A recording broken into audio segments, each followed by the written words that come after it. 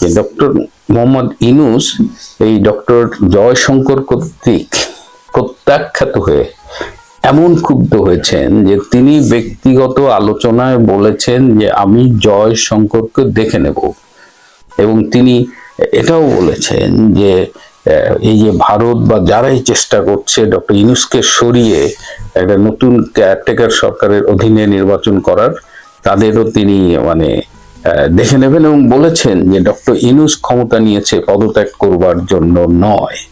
তিনি এতটাই জয়শঙ্করের উপরে খেপেছে। আরেকটি ব্যাপারে ডক্টর ইউনূস ভীষণ ক্ষুব্ধ হয়েছেন, যে তিনি বলছেন যে ডক্টর জয়শঙ্কর নাকি তারেক রহমানকে দুটো চিঠি হস্তান্তর করেছেন। আমরা সবাই জানি যে একটি চিঠি যেটি মোদিজি পাঠিয়েছেন তারেক রহমানের কাছে তার মায়ের মৃত্যুর জন্য একটি শোক বার্তা, সেই চিঠিটি আমরা সামাজিক যোগাযোগ মাধ্যমেও দেখেছি। কিন্তু ডক্টর ইউনূস বলছেন যে না, ডক্টর জয়শঙ্কর নাকি দুটো চিঠি দিয়েছে। আরেকটি চিঠিতে সেখানে নাকি লেখা আছে যে কথাগুলো মৌখিকভাবেও তিনি তারেক রহমানকে বলেছেন, যে ভারত সরকার একটি free, fair, inclusive and impartial নির্বাচন চান। এই ইম্পার্শিয়াল শব্দটা কিন্তু নতুন যোগ হয়েছে, অর্থাৎ পক্ষপাত মুক্ত একটি নির্বাচন ভারত সরকার চান, যেটা বাংলাদেশে হোক। তো এটিও ডক্টর ইউনূসকে ভীষণ ক্ষুব্ধ করেছে। কিন্তু সব মিলিয়ে এই যে প্রত্যাখ্যান, ডক্টর জয়শঙ্করের প্রত্যাখ্যান, এটা তিনি মানতে পারছেন। এবং যখন আমরা দেখছি যে ডক্টর ইউনূস প্রত্যাখ্যাত হয়েছেন, তখন আরো একজন বাংলাদেশের গুরুত্বপূর্ণ ব্যক্তি, তিনি চেয়েছিলেন জয়শঙ্করের সাথে দেখা করতে, কিন্তু তিনিও সাক্ষাৎ পাননি, প্রত্যাখ্যাত হয়েছেন। তিনি হলেন আমাদের সেনাপ্রধান জেনারেল ওয়াকার খান। জেনারেল ওয়াকার খানও চেয়েছিলেন জয়শঙ্করের সাথে একবার দেখা করতে, কিন্তু জয়শঙ্কর রাজি হননি। এর মধ্য দিয়েও কিন্তু আরো একটি বার্তা পাওয়া গেছে, কারণ এক সময় দেখা গেছে ভারতীয় সেনাবাহিনী এবং বাংলাদেশ সেনাবাহিনীর মধ্যে একটা পেশাদারিত্বের সম্পর্ক আমরা দেখেছি, এবং দুই দেশের সেনা প্রধান কিন্তু ব্যক্তিগতভাবে যোগাযোগ করতেন। কিন্তু সম্প্রতি গত 2-3 মাস ধরে এই সম্পর্কে ভাটা পড়েছে, এবং তার কারণে ডক্টর জয়শঙ্কর কিন্তু জেনারেল ওয়াকারের সাথেও দেখা করতে রাজি হননি। সুতরাং এমনিতেই ডক্টর ইউনূসকে নিয়ে তার গডফাদাররা, তার রাজনৈতিক অভিভাবকরা যারা তাকে ক্ষমতায় বসিয়েছে, তারা কিন্তু ভীষণ বিব্রত। তারা বারবার বলছে যে এই লোকটা একটা গোয়ার গোবিন্দ, এর গাওড়ামির জন্য অনেক সমস্যা হচ্ছে, সে কারো কথা শুনছে না। তার মধ্যে এই নতুন করে ডক্টর জয়শঙ্করের এই সমীকরণ যোগ হয়েছে। এখন দেখা যাক ডক্টর ইউনূস কত দূর যেতে পারে। স্রোত তো তার অনুকূলে নেই বলেই মনে হচ্ছে। প্রিয় বন্ধুরা, তারেক জিয়া বাংলাদেশে আসছেন, আর খালেদা জিয়া, বেগম খালেদা জিয়া মৃত্যুবরণ করেছেন, একটা নতুন ডাইনামা। তারপরে তারই জানাজায় আসছেন আমাদের জয়শঙ্কর, পররাষ্ট্রমন্ত্রী। উনি কিন্তু জানাজায় অংশগ্রহণ করছেন। আমাদের আসিফ নজরুল সাহেব আবার ওনাকে একটু মৃদু রিকোয়েস্ট করছিলেন যে আমাদের প্রধানমন্ত্রীর সাথে আপনি একটু চা চক্র করে দেন। তো উনি বলছেন যে আমি তো কোনো রাষ্ট্রীয় সফরে আসি নাই, আমি আসছি এখানে একটা জাস্ট একটু ব্যক্তিগত সফরে একদম সমবেদনা জানানোর জন্য, আমি সেটা করে আমি চলে যাব। সুতরাং জয়শঙ্কর, আপনি ঠিকই বলেছেন, জয়শঙ্কর যদি 10 জন না, যদি বলেন 2-3 জন, তার মধ্যে কেউ তাকে পৃথিবীর একজন 1 নাম্বার 2 নাম্বার কূটনীতিক বলে অনেকে, এবং তাকে 1 নাম্বারও রাখে। এখন ভারতের যেটা হচ্ছে কি, আমাদের দেশের বেশিরভাগ বিএনপি জামাত একটা প্রপাগান্ডা সবসময় করছে, আওয়ামী লীগের সময় করছে, আগেও করছে, ভারত বিরোধী। ভারত আওয়ামী লীগকে সমর্থন করে, আওয়ামী লীগকে ক্ষমতা রাখে। আওয়ামী লীগ ক্ষমতা ছিল শুধু ভারতের কারণেই। ভারত এক দলকে পছন্দ করে, অন্য কোনো দলকে ভারত একেবারে তারা একটা দলের প্রতি তারা অন্ধ। অনেক কথা বাংলাদেশের মানুষের পেপারে, পত্রিকায়, হাটে বাজারে কিন্তু এগুলা প্রপাগান্ডা ছাড়াচ্ছে, আজকে নয় এবং এখন আরো বেশি। কিন্তু আমি সবাইকে স্মরণ করাই দিচ্ছি, 2001 সালের নির্বাচনে কিন্তু এই বিজেপি সরকার, আজকে যে সরকার এখন ক্ষমতা আছে, তারা কিন্তু আমেরিকার সাথে মিলে এই বাংলাদেশের বিএনপি জামাত সরকারকে ক্ষমতা আসার জন্য সমর্থন দিয়েছিল, এবং সেই নিয়েই কিন্তু বিএনপি জামাত ক্ষমতা আসছিলেন। কারণ তখন বঙ্গবন্ধু কন্যা শেখ হাসিনা গ্যাস বিক্রির জন্য আমেরিকা প্রস্তাব দিয়েছিলেন ক্লিন্টন সাহেব। উনি বঙ্গবন্ধু কন্যা বলছিলেন আমি 50 বছরের মজুদ না রেখে আমি গ্যাস মানে আমি বিক্রি করতে পারবো না, আমি কাউকে দিতে পারবো না। ইভেন ভারতের প্রস্তাবও উনি সে কি নাকচ করেছিলেন। ভারতও চাইছিলেন গ্যাসের ইয়াতে ভারতের মাধ্যমে এটা আমেরিকাতে যাবে। সুতরাং বঙ্গবন্ধু কন্যার সেই দৃঢ়তার জন্য কিন্তু আলটিমেটলি মানে সরকার ভারতের এবং পশ্চিমারা সেদিন বিএনপি জামাতকে সমর্থন দিয়েছিলেন, এবং বিএনপি জামাত তারা বিজেপি সরকারের সাথে ভারতে যে দেখা করে অত্যন্ত সুন্দরভাবে বলছেন যে আমাদের একবার সুযোগ দেন, আমরা আপনাদের প্রতিবেশীর সাথে সুন্দর সম্পর্ক গড়ে তুলবো, সবকিছু প্রতিশ্রুতি দিয়ে আসছে। কিন্তু ক্ষমতা আসার পরেই তারা বেমালুন ভুলে গেছেন, এবং আপনারা জানেন সেখানে শুধু না 10 ট্রাক অস্ত্র সহ মানে কিছু নাই যে ভারতের এই যে ইয়ার চিকেন নেক রাজ্যগুলাকে অস্থিতিশীল করার জন্য যত ধরনের পরিস্থিতি আছে, আমাদের জনাব তারেক জিয়া সাহেব তার আমাদের বেগম খালেদা যে আজকে চলে গেছেন, তার সরকারের আমলে বিএনপি জামাত সরকার আমলে এইগুলো চলমান ছিল। শুধু তাই না, পাকিস্তানের আইএসআই এখানে ঘাঁটি করেছেন। এমনকি আমি আরেকবার বলছি, আজকে যেটা রিপিট করতে চাই, যে অনুপ চেটিয়ার সাথে ভারতের যে একজন সন্ত্রাসী, তার সাথে পাকিস্তানের প্রধানমন্ত্রী পারভেজ মুশারফ এসে দেখা করিয়া গিয়েছেন। এইটা মানে এইটি আমেরিকার যখন রিপোর্ট এটা প্রকাশ করে, তখন বাংলাদেশ সরকার নিশ্চুপ, কোনো মন্তব্য করার বাংলাদেশ সরকার কোনো মন্তব্য করার কোনো কিছুই ছিল না। কারণ আরেকটি দেশের প্রধানমন্ত্রী আরেকটি সার্বভৌম দেশের আইসা আরেকটি দেশের একটি সন্ত্রাসী গ্রুপের নেতার সাথে গোপনে মিটিং করে যায়, এটা কোন প্রটোকলে পরে আমি বুঝি না। তো সুতরাং এই যে নোংরামি হয়েছে পাকিস্তান এবং আমাদের তথাকথিত তখন বাংলাদেশের সরকারের সাথে 2001 থেকে 2006, তখন বাধ্য হইয়া ভারত তাদের সমর্থন প্রত্যাহার করে নিয়েছে। এবং 2008 সালে যখন আওয়ামী লীগ ক্ষমতা আসে, তারা তো শুধু ভারত বিরোধিতা বলে, কিন্তু আরেকটা কথা তো তারা বলে না, চীন যে বাংলাদেশকে সমর্থন দিয়েছে বঙ্গবন্ধু কন্যা শেখ হাসিনা সরকারকে, সেটা তো তারা বলে না। কেন বলে না? কারণ চীন তো বললে অসুবিধা, ভারত হিন্দু রাষ্ট্র, এটাকে মানুষের কাছে বিশ্বাসযোগ্য করা অত্যন্ত সহজ। সুতরাং চীন কেন করছে সেটাও কিন্তু জানা দরকার। এই মিস্টার 10% জন্য চীনের ব্যবসায়ীরা এখানে ব্যবসা করতে পারতো না, এবং সেটা চীনের ব্যবসায়ীরা সরকারকে সেটা জানাইছে। শুধু তাই না, কথিত আছে অনেক টাকা পয়সার বিনিময়ে তাইওয়ানকে বাংলাদেশে কূটনৈতিক অফিস করার জন্য তখন এই 2001 থেকে 2006 সালে দিয়েছিলেন। সেটা চীনের জন্য ছিল একটা বিরাট ধাক্কা এবং বিরাট আঘাত, তার সার্বভৌমত্বের জন্য হুমকি। এই সমস্ত কারণে কিন্তু চীনও কিন্তু বিগড়ে গেছিল, এবং যার জন্য কিন্তু চীন এবং ভারত সবসময় আওয়ামী লীগ সরকারকে সমর্থন দেওয়ার একটি মাত্র কারণ এইটা, তাদের যার ভারত এবং চীনের তাদের ভূ রাজনীতি এবং তাদের নিজস্ব রাজনীতি এবং তাদের ভূ নিরাপত্তার জন্য। কারণ তাইওয়ানের সাথে চীনের একটা বিরাট মানে আছে, মানে একটা স্বপ্ন আছে, তারা কোনোভাবে তাইওয়ানকে তারা চীনের অংশ মনে করে। সেই জায়গায় যদি কেউ তাইওয়ানকে প্রশ্রয় দেয়, সেটা চীন কোনোভাবে মেনে নিতে পারে না। সুতরাং এইটি শুধু ভারত বিরোধিতা নয়, এটা ভারত বিরোধিতার ব্যাপার নয়, এটি ভারত এবং চীনের সার্বভৌমত্বের জন্যই তারা আওয়ামী লীগ সরকারকে সমর্থন দিয়েছিল।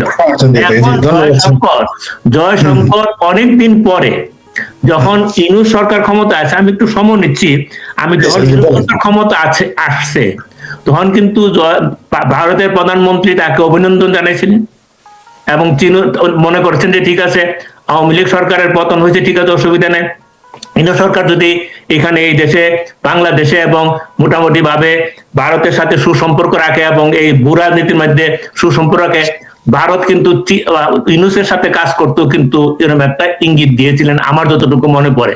কিন্তু ইউনূস সাহেব তো সেই লাইনে নাই, উনার তরিকা তো আর অন্যদিকে।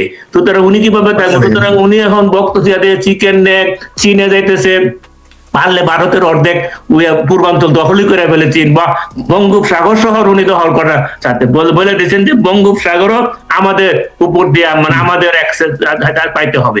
সুতরাং এই সমস্ত কর্মকাণ্ডের জন্যই ভারতের সাথে বর্তমান ইউনূস সরকারের সম্পর্ক, তো ইউনূস সরকার নিজেই গায়ে পড়া পাড়া দিয়া ঝগড়া করে ভারতের সাথে সম্পর্ক নষ্ট করেছে, তলানিতে নিয়েছে। এটা এককভাবে বাংলাদেশ বর্তমানে ইন্টারিম সরকার দায়ী। তারপরও ধৈর্য ধরে জয়শঙ্কর এই বেগম খালেদা জিয়ার ওই এই অনুষ্ঠানে যোগ দিয়া প্রমাণ করতে চেয়েছে, প্রমাণ দিয়েছেন ভারত অত্যন্ত, যে আমরা কোন বিশেষ দলের প্রতি আমাদের কোনো আনুগত্য নেই। বাংলাদেশে যারা গণতান্ত্রিক চর্চা করবে, যারা জঙ্গিবাদের চর্চা পরিহার করবে, যারা এসে দেশে তাদের সাথে আমাদের সম্পর্ক থাকবে, জনপ্রতিনিধি তারা হবে, তাদের সাথে আমার সম্পর্ক থাকবে। জয়শঙ্কর কিন্তু ভারতের হয়ে অত্যন্ত সুন্দর বার্তা বাংলাদেশে দিয়ে গেছে। যদিও আমাদের ইউনূস সরকারের কেউ কেউ পররভূত তারা সেটা না বুঝার মান করে নানা ধরনের বক্তব্য দিচ্ছে, কারণ তাদের তো উদ্দেশ্য হাসিল হতে চাচ্ছিলেন, সেটা তো নষ্ট হয়ে যাচ্ছে, মানুষের কাছে পরিষ্কার হয়ে যাচ্ছে যে তারাই ইচ্ছা করে ভারতের সাথে ঝগড়াটা লাগায় রাখছে, তাই দাঁড়ায়। সুতরাং আমার এই একটা পর্বে আমি বলবো যে আমি মনে করি ভারতের পররাষ্ট্রমন্ত্রী অত্যন্ত সুন্দর কাজ করেছেন। তাদের যে রাষ্ট্রীয়, তাদের যে বন্ধুসুলভ এই আচরণ তারা প্রকাশ করেছেন, এবং আশা করি ভবিষ্যতেও বাংলাদেশের সাথে ভারতের এই সম্পর্ক বজায় থাকবে যদি বাংলাদেশের উপলব্ধি হয়। এইটুকু আমার কথা। জি, ধন্যবাদ স্যার, অসংখ্য ধন্যবাদ আপনাকে। আপনি বেশ কিছু গুরুত্বপূর্ণ তথ্য আমাদের সামনে তুলে ধরেছেন। আমাদের বিশেষ করে তাইওয়ানের প্রসঙ্গে আমরা ভুলে গিয়েছিলাম। এই সেই বিএনপি যারা 2001 থেকে 5 সরকারের আমলে তারা তাইওয়ানের এম্বাসি খুলবে এরকম একটা পত্রিকা জাতীয় দৈনিকে চলে আসছে, আমরা ভুলেই গিয়েছিলাম। জি, ধন্যবাদ স্যার। ডক্টর সাখাওয়াত হোসেন নয়ন, আপনার কাছে আমার একই প্রশ্ন উত্তর আগে জানতে চাইবো। এই বিষয়ে আপনি 2-3 মিনিট বলেন, তারপরে স্যারকে কিছু প্রশ্ন করতে চেয়েছিলাম, কিছু কিছু প্রশ্ন উত্তর দিয়েছেন, ওগুলো আবার তাকে আমরা করবো যেগুলো বাদ পড়েছে। স্যার উইলিংলি কিছু বলেছেন যা আমাদের প্রশ্নের মধ্যে ছিল।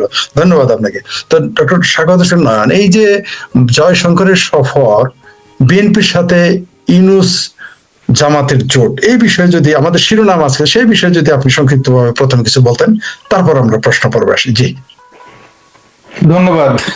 ধন্যবাদ জানাচ্ছি আরপি স্টেশনের সকল দর্শক শ্রোতা এবং আমার সহ আলোচক অগ্রজ আমাদের শ্রদ্ধেয় শিক্ষক ডক্টর আব্দুল আউয়াল স্যারকে, এবং ফরিদ ভাই আপনি তো অবশ্যই, আপনাকেও ধন্যবাদ জানাচ্ছি।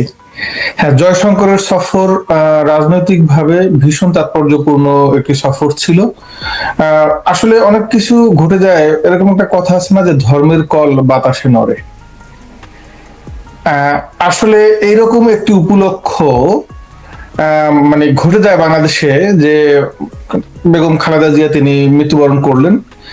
সুতরাং তার একটা জানাজা বা দাফন এগুলি তো অবশ্যই হবে, এবং তিনি যেহেতু সাবেক প্রধানমন্ত্রী ছিলেন, সেখানে প্রতিবেশী দেশের রাষ্ট্রপ্রধানরা সৌজন্যতার, রাষ্ট্রপ্রধান কিংবা দায়িত্বশীল ব্যক্তি সৌজন্যতার খাতিরে আসবেন, এটাও কিন্তু খুবই প্রেডিক্টেড ছিল।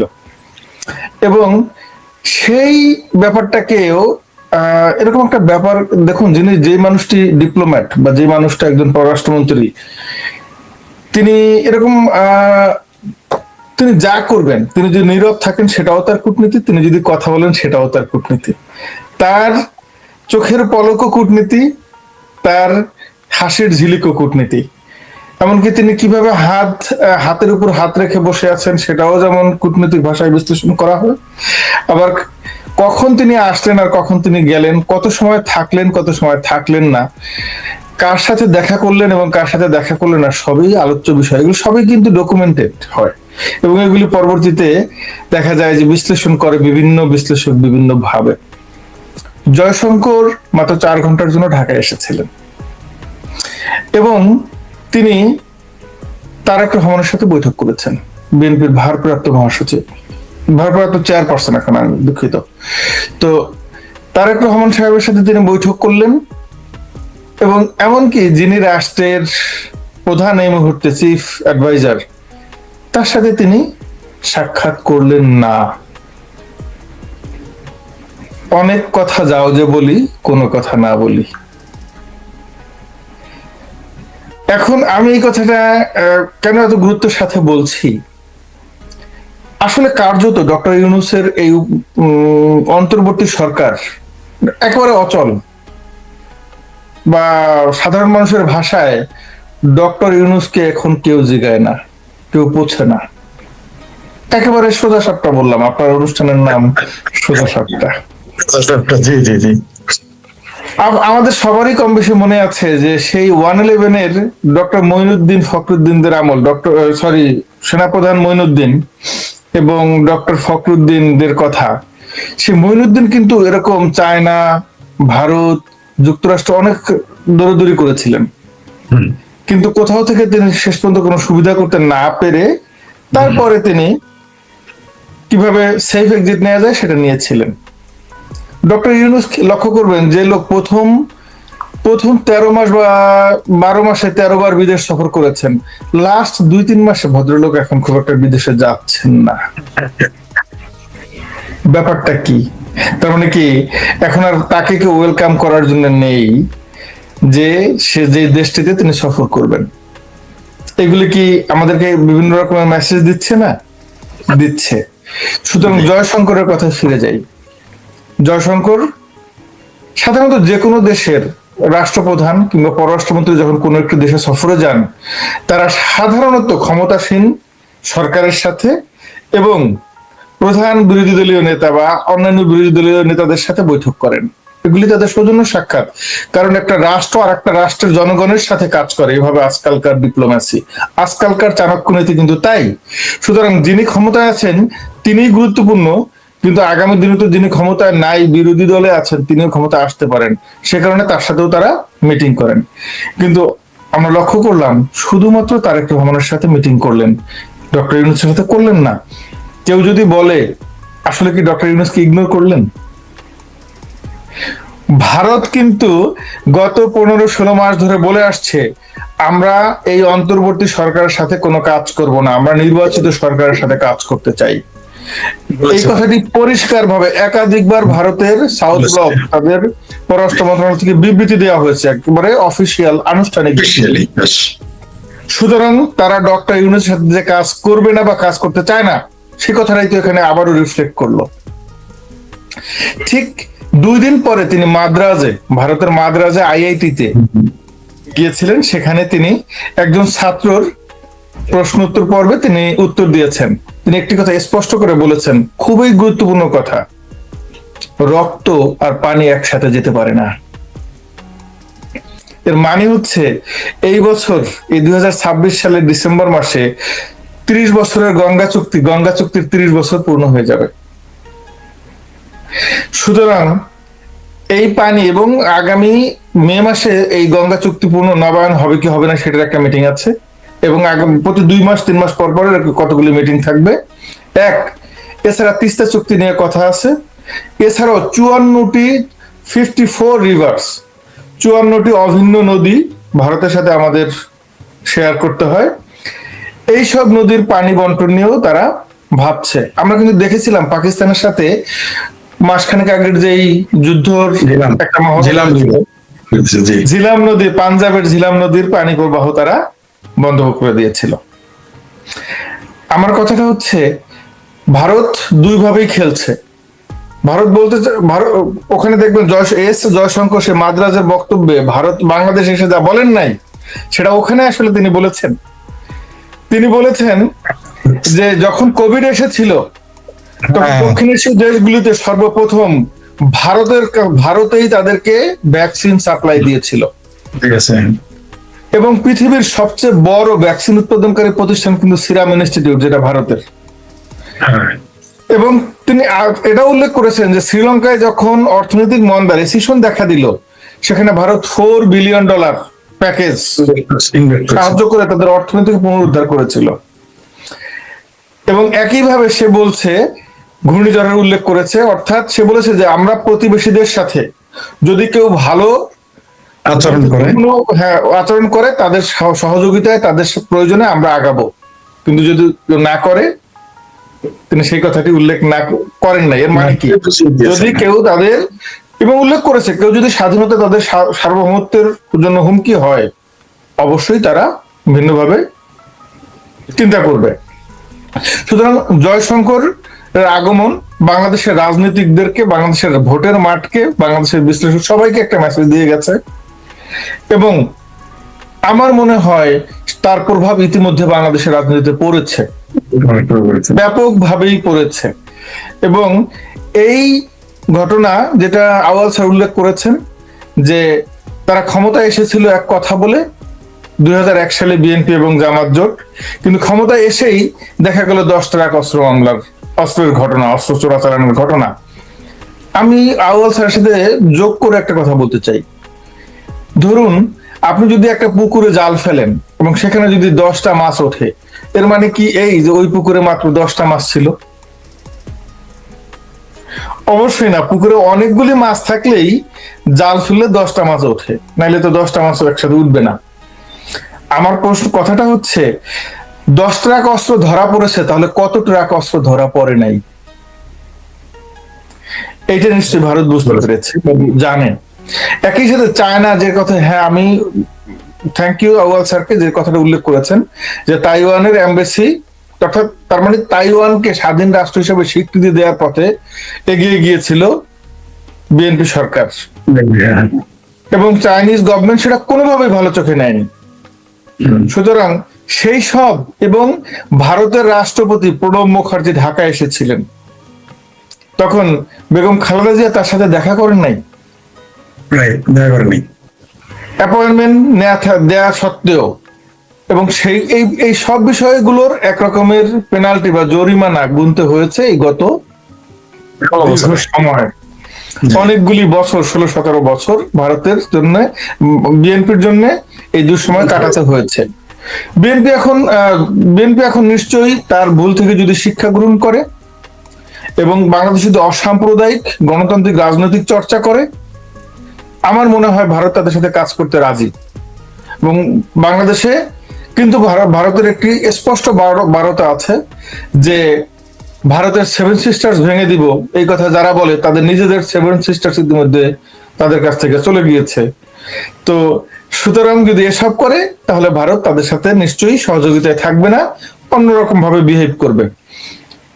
আমি মনে হয় জয়শঙ্কর ইস্যুতে আরো বলতে পারি, কিন্তু আর বেশি সময় নেওয়া উচিত হবে না। ধন্যবাদ আপনাকে। হ্যাঁ, ধন্যবাদ। আমরা প্রশ্ন পর্বে এবার চলে যাই। আমাদের কাছে কিছু প্রশ্ন এসেছে, আপনারা দেখেছেন যে আমাদের দর্শকরাও কিছু প্রশ্ন করেছে, সরাসরি এখানে লিখেছে। অনেকে আমাদের প্রশংসা করেছে, গালাগালিও মার্শাল্লাহ কম করতেছে না, করতেই পারে, কারণ এই দেশে তো এখন এই দেশে একটা নতুন অপসংস্কৃতি চালু হয়েছে। সেটা হচ্ছে যে যাকে পছন্দ করব না তাকে যা ইচ্ছা তাই গালাগালি করব। এর মধ্যে অবশ্য 90% ফেক আইডি বা ফেক বক্তব্য থাকে, ফেক পরিচিতি দিয়ে তারা গালাগালি করে, যেটা অনেক যারা তথাকথিত জুলাই আন্দোলনে অংশ নিয়েছিলেন তারাই বলেছেন তারা হচ্ছে জামাতি বট। আমরা কোনো কিছু বলি নাই, তারাই বলেছে এগুলো জামাতি বট বাহিনী। যাই হোক, সৈয়দ আশরাফ আওয়ামী লীগের সেই প্রখ্যাত নেতা এবং বিশ্লেষক, তিনি ভিশনারি যে নেতা ছিলেন, তিনি বলেছিলেন যে আওয়ামী লীগকে সতর্ক থাকতে হবে যে সামাজিক যোগাযোগ মাধ্যমগুলো জামাতের হাতে চলে যাচ্ছে, এবং সেটাই আমরা দেখেছি। যাই হোক, সেটা ভোট তাদের অন্তত যায় না, এটা আমরা দৃঢ়ভাবে বিশ্বাস করি। স্যার, এই যে এখন আমরা দ্বিতীয় প্রশ্ন আছে যে জামাত আর বিএনপি যে হঠাৎ করে দেখলাম ছাত্র দলের সাথে মিটিং এর আগে তারেক রহমান ছাত্র শিবিরের সাথে বৈঠক করলো, মানে মায়ের পেটে ভাইয়ের সাথে দেখা করার আগে মানে খালাতো ভাইয়ের লোকে দেখা। তো এটা স্যার কি, মানে এটা আপনি কি মনে করেন, এটা ঘটনাটা কি? মানে এত ভালোবাসা জামাতের সাথে, আমরা ভাবছিলাম তিনি যখন বক্তব্য দিলেন, আমরা কেউ বললো তার বক্তব্য এত ভালো, অত ভালো, কিন্তু আমাদের যথেষ্ট সন্দেহ ছিল। আমাদের সন্দেহ তো স্যার সত্যি হলো, তিনি বাংলাদেশের মুক্তিযুদ্ধের পক্ষের শক্তির সাথে না বসে সরাসরি জামাতের মানে কচিকাঁচা রাষ্ট্রের সাথে বসলেন বা জামাতের সাথে, এবং তারাইও বলেছে যে আওয়ামী লীগকে ঠেকাতে তারা ঐক্যবদ্ধ থাকবে, এটা তারা বলেছে। জি স্যার, এই ব্যাপারে আপনার ভবিষ্যৎ কি মনে হয়, কি হতে যাচ্ছে? না, মানে জিনিস হলো কি যে পুরানা জিনিসই তো, মানে আপনাকে দেখতে হবে যে এগুলো বারবার একই কথা, যে 1978 সালে যখন বিএনপি প্রতিষ্ঠা হয়, তখন যে তাদের যে প্রতিষ্ঠাতা জিয়াউর রহমান, উনি তো এই দেশে গোলাম আজমকে আনছিলেন 3 মাসের ভিসা দিয়া। তারপরে তো এখানে বাংলাদেশের রাজনীতিগুলাকে তো, এই সাম্প্রদায়িক রাজনীতিগুলাকে তো জিয়াউর রহমান, এই জেনারেল জিয়া একটু এখানে উন্মুক্ত করে দিয়েছিলেন। উনি তো শাহজিজকে প্রধানমন্ত্রী বানাইছিলেন, মশিউর রহমানকে, তারপর আব্দুল আলিমকে, তাদেরকে মন্ত্রী বানাইছিলেন। এখন এর মাঝখানে মাঝে মাঝে একটা ধোঁয়া উঠতো মানে আমি যতটুকু দেখছি যে না, এটা প্রথম প্রথম হইলো, বিএনপির অনেক মুক্তিযুদ্ধ আছে বিএনপি দলের মধ্যে, সুতরাং তারা আর ওই ইয়াতে মানে তারা মুক্তিযুদ্ধের পক্ষের দলই হবে, বা ঠিক আছে এটা জিয়া রহমান সাহেব প্রথম প্রথম হয়তো নানা কারণ হিসাব নিসাবে করছে, ঠিক আছে এখন হবে, এরকম তো আছে। কিন্তু আবার যখন 2001 সালে ক্ষমতা গেল 4 দলীয় জোট করে, তখন কিন্তু জামাতের 2 জনকে একবারে চিহ্নিত যুদ্ধ করে দিতে মন্ত্রী বানাইলেন, এবং পাকিস্তানের আইএস এর সাথে সম্পর্ক। এখন 1991 সালে 91 সালে যে বিএনপি ক্ষমতায় আসছে, এটা তো তখন পাকিস্তানের যে আসাদ দুরানি, সেগুলো তো বিভিন্ন পত্র পত্রিকা আসছে, আপনারাও দেখেছেন যে তারা এখানে উনি আদালতে, আসাদ দুরানি আদালতে স্বীকারোক্তি দিয়েছে যে আমাদের আইএসআই আমাদের প্রতিবেশী বিভিন্ন রাষ্ট্রতে কত টাকা দিয়েছে, এবং বাংলাদেশে সরকার আনার জন্য তারা কত টাকা বিএনপি কে জামাতকে দিয়েছে, সেগুলো তো আদালতে স্বীকারোক্তি দিয়েছে। খালেদা জিয়ার, আমি একটু যুক্ত করি স্যার, খালেদা জিয়ার নাম নিয়ে বলেছে যে এত টাকা দিয়েছে, এইভাবে কত টাকা দিয়েছে, বা মানে এই কথা। এখন এইখানে তো পাকিস্তান বিএনপির সাথে, এবং 2001 পরও তারা সেখানে, বললাম না যে আগেও বলেছি যে তারা সে আইএস এর সাথে যোগাযোগের জন্য তো ভারতের সাথে সম্পর্কটা খারাপ হয়েছে। এটা তো মানুষ দেখে না, তারা কেন ভারতের সাথে বিএনপি বা অন্য সরকারের খারাপ সম্পর্ক রয়েছে, সেটা হলো আইএস এর সাথে। আইএস এর সাথে, কারণ পাকিস্তান চায় যে পাকিস্তানের চিরশত্রু হলো ভারত, আর পাকিস্তান চায় যে বাংলাদেশও তার মতো হইয়া ভারতের চিরশত্রু হোক। এটা হলো পাকিস্তানের রাজনীতি, বাংলাদেশে তাদের মতো করা। সুতরাং সেটা তো ভারত মানে তাতে এখন ধরেন আপনাদের এই যে ধরে বলতেছিলেন যে প্রতিবেশী, ভারতের প্রতিবেশী বদলানো যায় না, জন্ম মৃত্যু বদলানো যায় না, প্রতিবেশীও বদলানো যাবে না। এটা আজকে আমরা কোনোদিন বাংলাদেশ বলে না আমি বড় ভারতের প্রতিবেশী চাই না, এটার সুযোগ নাই।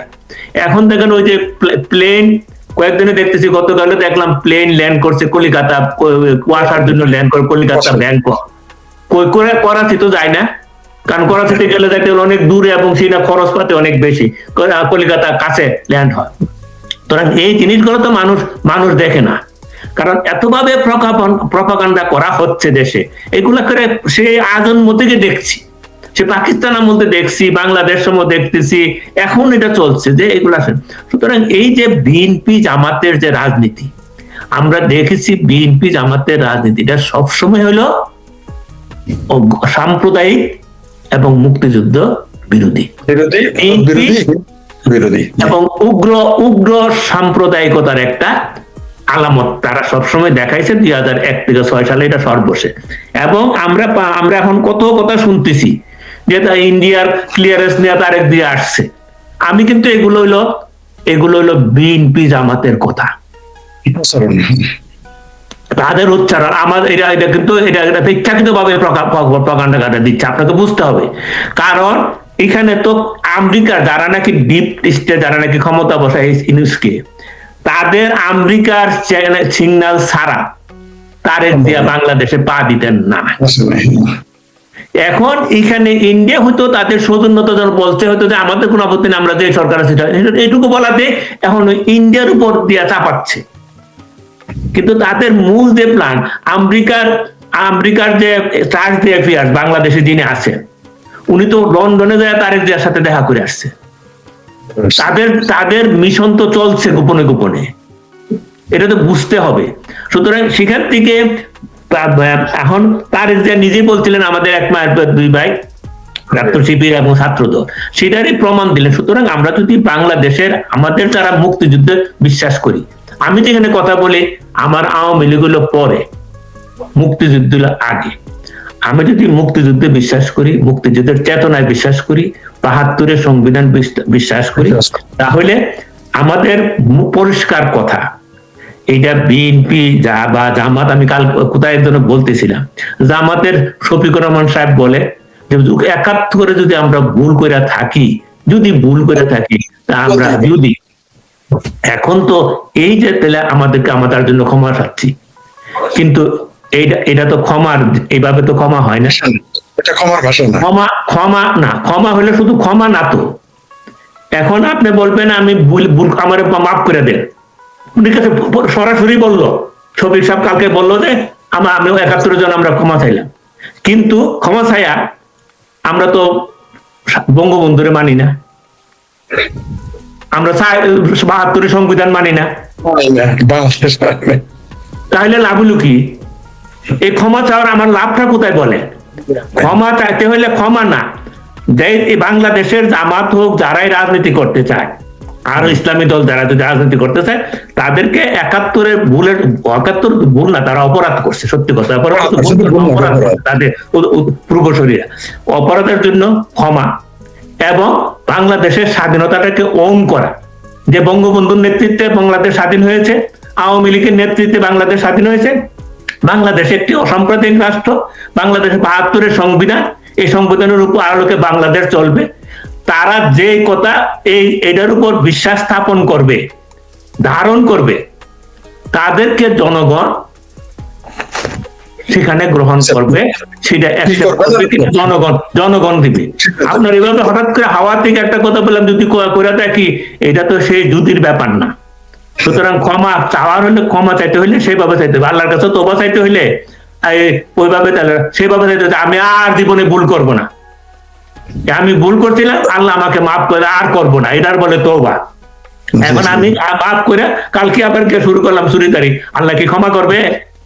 আর তুই তওবা করে আমার সাথে কমিটমেন্ট করে তুই আবার বেশি করছো, তোর আরো বড় শাস্তি। সুতরাং এইটা মনে বুঝতে হবে যে বাংলাদেশের রাজনীতিটা আমাদের কিন্তু একেবারেই এটা একটা ধূম্রজালের মধ্যে আছে, এটা পরিষ্কার এসপার উসপার, এখানে কোনো কিছু নাই। আমাদের যারাই জামাত বিএনপির যে ঐক্য, এটা পুরানো ঐক্য, সেখান থেকে ঐক্য তো আমাদের কোনো সমস্যা নাই, ঐক্যতে আমি ব্যক্তিগত কোনো সমস্যা দেখি নাই, কিন্তু মুক্তিযুদ্ধকে ধারণ করতে হবে, বঙ্গবন্ধুকে ধারণ করতে হবে, মুক্তিযুদ্ধের চেতনাকে, অসাম্প্রদায়িক চেতনাকে ধারণ করতে হবে, 72-এর সংবিধানকে ধারণ করতে হবে। তাইলে আপনারা কি ঐক্য করেন সেটা নিয়ে মাথা ব্যথা নাই, জনগণ তাইলে আপনারা, এটি আমার বক্তব্য। ধন্যবাদ স্যার।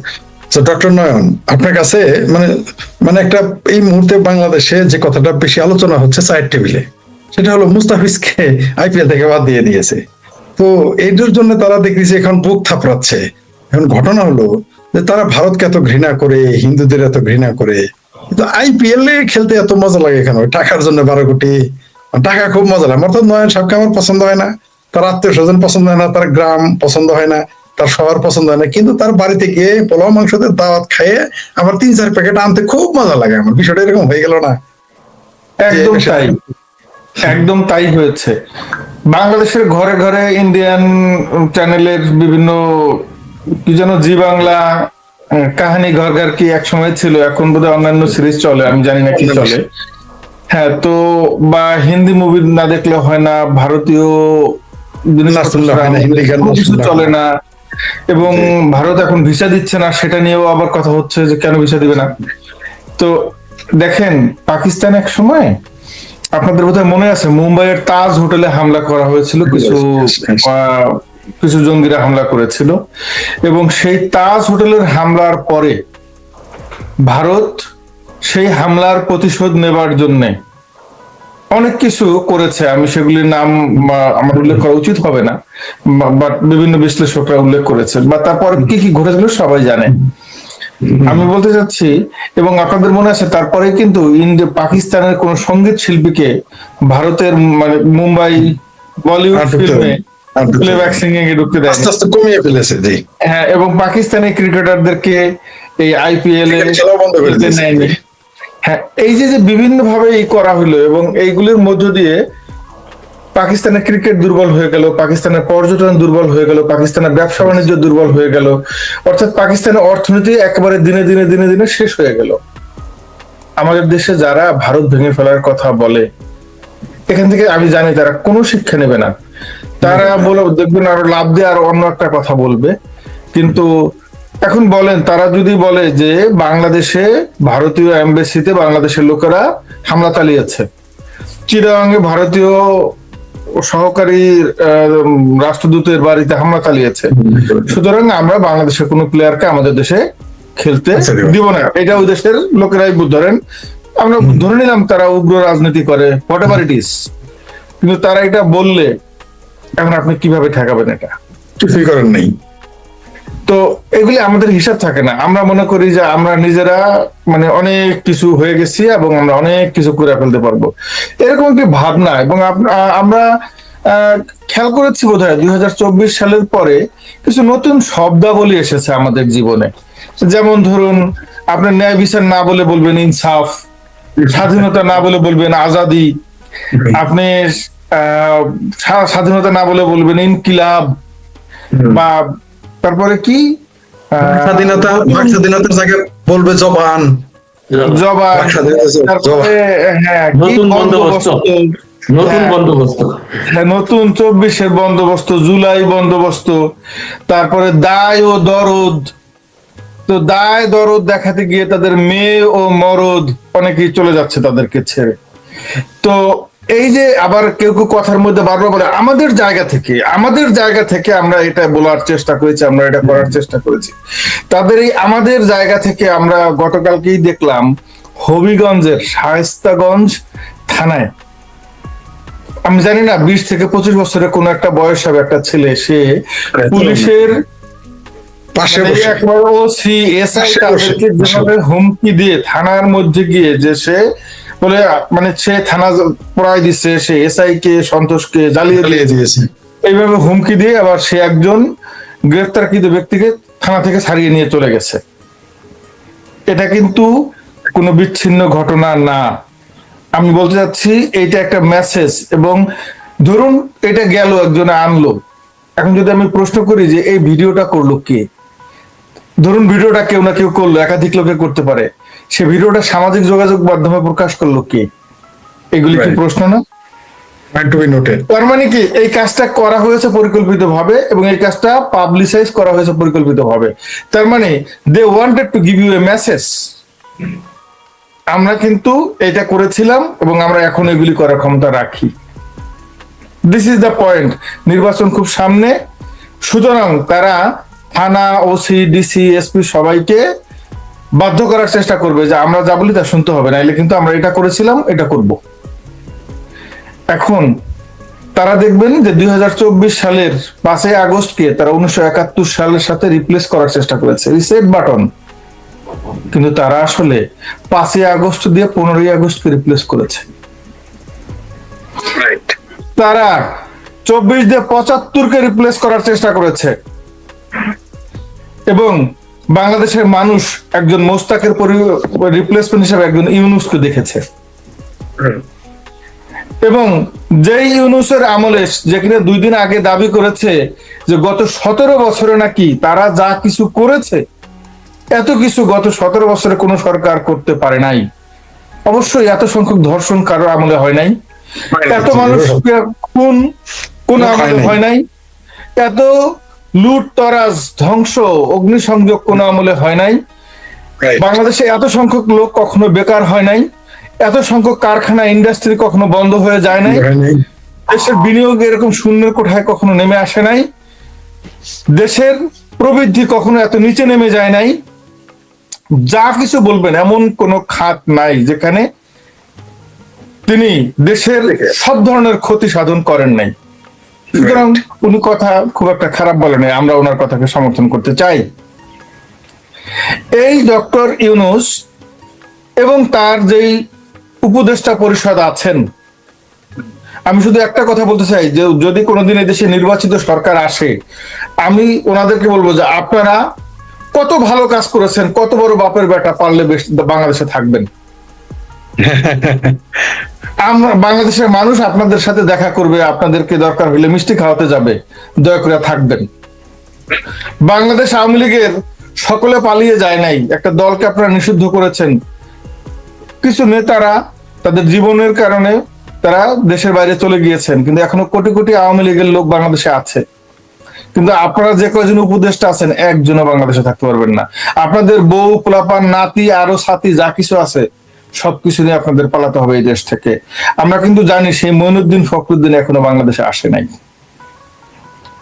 সুতরাং এই সরকার এবং এরা যেই সমঝোতার কথা বলতেছিলেন আউয়াল স্যার, আচ্ছা বলুন তো, যদি আপনারা সমঝোতাই করবেন, ঐক্যই করবেন, তাহলে নির্বাচনের দরকার কি?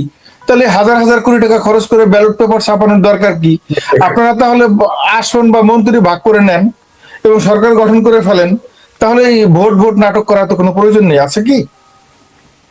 এবং 3,000 কোটি টাকা খরচের কোনো প্রয়োজন নেই। কোনো প্রয়োজন নাই। তার মানে কি এটাকে তামাশা করতে চান? মূল কথা হচ্ছে জামাত ইসলামের plan A B C D আছে। তারা প্রথমে তারা চেষ্টা করবে, দেখুন এই কথা অলরেডি পত্রপত্রিকায় চলে এসেছে, সোশ্যাল মিডিয়াতে চলে এসেছে, যে তারা ভোটার স্থানান্তর করেছে। তা বাংলাদেশের 300 আসনের মধ্যে তাদের 280 থেকে 280টা আসনে, যেখানে তাদের কখনোই তারা বিজয়ী হতে পারে নাই, তাদের কিন্তু ওই আসনে হয়তো তাদের 5,000, 7,000, 10,000, 12,000 ভোট আছে, বা কোন আসনে 20,000 ভোটও আছে। এই ভোটগুলিকে তারা অন্য জায়গায় নিয়ে ভোটার করেছে এই মানুষগুলিকে, যাতে করে তারা এইভাবে তারা একেবারে ভালো পার্টি কিন্তু অঙ্ক করেছে। তারা সেইভাবে ঢাকা বিশ্ববিদ্যালয় বা রাজশাহী বিশ্ববিদ্যালয় এই যে নির্বাচনগুলি, বা জাহাঙ্গীরনগর বিশ্ববিদ্যালয় যে ইলেকশন ইঞ্জিনিয়ারিং করেছিল, তারা সেই চেষ্টা করছে। আমি গতকালকে একটা ভিডিও দেখলাম, গ্রামে গ্রামে বোরকা পরা নারীরা তারা বাড়িতে বাড়িতে গিয়ে মহিলাদের কাছে বলতেছে যে আমরা আপনাদের ভোটার আইডি কার্ডটা দেন এবং আপনাদের নাম ঠিকানা লিখে নেবে এবং তাদের ভোটার আইডি কার্ড নাম্বার লিখে নিচ্ছে। একজন মানুষ তার প্রতিবাদ করেছে, আপনারা কে, কেন আসছেন, আপনাকে এটা দিতে হবে কেন? তখন সে বলে এটা ভোটার লিস্টের জন্য। বলছে ভোটার লিস্ট তো এখন, ভোটার লিস্ট অনেক আগে হয়ে গেছে, আপনারা কারা, আপনাদেরকে কে পাঠিয়েছে? এবং তারা উত্তর না দিয়ে তাড়াতাড়ি ওই বাড়ি থেকে বের হয়ে যাওয়ার চেষ্টা করলো। আমি সেই ভিডিওতে দেখলাম। তার মানে কি? তার মানে, এবং ওই ফর্মে লেখা আছে তারা এক একজন, ওই নারী 100 জন অন্য নারীর এই তালিকা নিয়ে আসবে। তাহলে এটা কি হবে? তার মানে কি ওই ভোটার লিস্টে ওই ভোটার আইডি কার্ডের নাম্বার দিয়ে এই ভোটগুলি কি আগেই দেয়া হয়ে যাবে? আরো একটা জায়গা আছে, প্রবাসীদের পক্ষে ভোটার করা হয়েছে। কতজন প্রবাসী ভোটার হতে পেরেছে আমি জানি না। এই ভোটার নাকি পোস্টাল ভোটে যাবে, নাকি কিভাবে যাবে, খালি অপেক্ষা করেন। 5,000, 10,000 ভোটের যেখানে যেখানে ব্যবধান থাকবে, তখন পোস্টাল ভোটার যোগ হয়ে ওই দ্বিতীয় বা তৃতীয় স্থানে থাকা লোকটা এমপি হয়ে যাওয়ার সম্ভাবনা থাকবে। সুতরাং অনেক রকমের ইঞ্জিনিয়ারিং এর কথা ভাবা হচ্ছে। তারপরেও কেন তারা ঐক্যের কথা বলেন? কারণ হচ্ছে এত কিছু করার পরেও যদি কাজ না হয়, তাহলে এরকম একটা আভাস দিয়ে রাখলাম। তারপরে বললাম তোমরা আর আমরা তো ভাই ভাই, ঠিক আছে, তুমি 10টা নাও, আমার 6টা দাও, একসাথে দেশ চালাবো, মানে কম দিয়ে ফাও দেওয়া হবে আর কি। হ্যাঁ, এই গেম তারা আবার ওপেন রাখতেছে। প্রথম কথা, যদি আমি জিতে যেতে পারি তাহলে বলবো না কেন, আমাদের আবার, আমরা তো জনগণ আমাদেরকে রায় দিছে। আর যদি জিতে যেতে না পারি, তাহলে আমাদের সাথে তোমাদের আলোচনা হয়েছিল। জি জি, ধন্যবাদ। আপনি চমৎকার একটা কথা বলেছেন। মানে ঠিক যেভাবে ডক্টর ইউনূসকে জামাত লন্ডনে পাঠিয়ে মোটামুটি বিএনপি কে নির্বাচন মানে দেরিতে আনাইলো আর কি, এই চালাকির, মানে জামাতের তো বহু রকম প্ল্যান, তাদের তো বহু জায়গায় তাদের ধামায় টিম রাখা আছে। জি স্যার, আপনার কাছে আমরা অনুষ্ঠানের শেষের দিকে আপনার কাছে সংক্ষিপ্ত ভাবে আরেকটা বিষয় জানতে চাই। তাহলে স্যার, আপনি কি মনে করেন নির্বাচনটা যদি হয়ে যায়, যদি হয়, তাহলে কি আপনার কি মনে হয় স্যার যে বহির্বিশ্ব এই 50% অর্থাৎ আওয়ামী লীগ এবং জাতীয় পার্টি ছাড়া যে অংশটাকে বাদ দেওয়া হলো, এই নির্বাচন পৃথিবীতে গ্রহণযোগ্য হবে? এই বিষয়ে আপনার কি মতামত চাচ্ছে? গ্রহণযোগ্য হওয়ার তো প্রশ্নই আসে না। এই নির্বাচন তো গ্রহণযোগ্যতা কিভাবে পাবে? আপনি বলেন যে শুধু 50%-এর বেশি প্রতিনিধিত্ব যারা করে তারা নির্বাচনের বাইরে। আবার এই যে একটু বললো আমার সহ আলোচক প্রফেসর সাখাওয়াত নয়ন, এই যে ইলেকশন ইঞ্জিনিয়ারিং শুরু করছে, কালকে ব্যাপারে দেখলাম যে ঢাকার 20টা আসনে প্রায় কত লক্ষ ভোটার এখানে সংযোজন করা হয়েছে এই কয়েক মাসে। সেটা আমাদের মনে আছে, 1,20,00,000 ভোটার ওই যে বিএনপি আমাদের যে আপনার 2006 সালের ইলেকশনে, 7 সালের ইলেকশনে ছিল, যার জন্য বিএনপি এটা ইলেকশন দেওয়া হয় নাই, সেই আলামত কিন্তু এখনো শুরু হয়েছে। আবার এখানে একটা তো আছে যে মানে বেশিরভাগ প্রতিনিধিত্ব নাই দলগুলাতে, আরেকটা হইলো যে বিএনপি জামাত। এই বিএনপি বলছে যে 5 উপদেষ্টা নিরপেক্ষ না, এদেরকে সরাইতে হবে, কতবার দাবি দিছে। আবার জামাতও দিছে যে 3 উপদেষ্টা না সরাইলে এরা নিরপেক্ষ না। এখন যারা উপদেষ্টাকে সরাইতে চায় সেই উপদেষ্টার অধীনে তারা নির্বাচনে যাচ্ছে, আপনি বুঝেন। আমি তাদেরকে চাই না বলতেছি, আবার তাদের অধীনে আমি নির্বাচনে যাচ্ছি, তাহলে সেটা নির্বাচন নিরপেক্ষ ভাবে কিভাবে হবে? ওই যে বললো না, আওয়ামী লীগের দোষ দেয় 24 সালে যে আমি দামি নির্বাচন করছে, এবারও তো আর আমি দাবি হবে না, এবার হবে আমি তুমি নির্বাচন, আমি আর তুমি, বুঝছেন তো? এই নির্বাচন তারা করছে। আমার পরিষ্কার কথা, আমি এই যে হাঙ্কি ভাঙ্গিতে নাই, আমার পরিষ্কার কথা যে ইউনূসের অধীনে কোন নির্বাচন সুষ্ঠু হবে এটা জনগণ বিশ্বাস করে না। এখানে আমি তুমি নির্বাচনের পায়তারা চলছে, এগুলো অবিলম্বে বন্ধ করা দরকার। মোহাম্মদ ইউনূসকে বলবো, অনেক করেছেন আপনি, দয়া করে এবার গদিটা ছেড়া পদত্যাগ করে ওই তত্ত্বাবধায়ক সরকার আছে ক্ষমতাটা দিয়ে আপনি যান, তারপরে ওই তত্ত্বাবধায়ক সরকার আইসা যদি একটা ভালো নির্বাচন করতে পারে সমস্ত দলের অংশগ্রহণে, তাহলে দেশে স্থিতিশীলতা, শান্তি, গণতন্ত্র আসার কিছুটা সম্ভাবনা দেখা দিবে। আর নতুবা বর্তমান যে পথে চলছে এই ইলেকশন ইঞ্জিনিয়ারিং এবং যেভাবে গুজামিলের চলছে, আমি তুমি নির্বাচনের যে পথ করছে, এতে দেশের স্থিতিশীলতা নষ্ট হবে, গণতন্ত্র বিনষ্ট হবে, এবং মনে করেন যে অশান্তি আরো সামনে, আরো ভয়াবহ অশান্তি রয়ে গেছে। এটি হলো আমার অল্প কথায় আমার। ধন্যবাদ স্যার। তো ডক্টর নয়ন, আপনার কাছেও একেবারে সর্বশেষ, আমরা 2-3 মিনিটেই আমরা শেষ করতে চাই। আপনার হাতে 3 মিনিট সময় আছে, মানে আপনাকে দিতে চাই আমরা। আপনারা একটু বলবেন যে স্যার যেটা বলেন আসলেই কি আমরা এই থেকে উত্তরণের পথ কি? স্যার তো বলেন যে সে তো বিদায় হবে না, সে তো আদম ব্যাপারীরা তো খুব চেষ্টা হয়ে থাকে, সহজে যাবে না, ভদ্রভাবে যাবে না। তো এই যে ডক্টর ইউনূস, তার মানে এই বাংলাদেশের জনগণ এই ইউনূস নামের জোকের কবল থেকে কিভাবে বাঁচতে পারে, এই ব্যাপারে যদি আপনি একটু বলতেন আমাদের। আপনি ভালো উপমা ব্যবহার করেছেন যে ইউনূস নামের জোকের কবল থেকে বাংলাদেশের মানুষ কিভাবে বাঁচতে পারে। আসলে জোকের মুখে লবণ না দেওয়া পর্যন্ত জোক মরে না,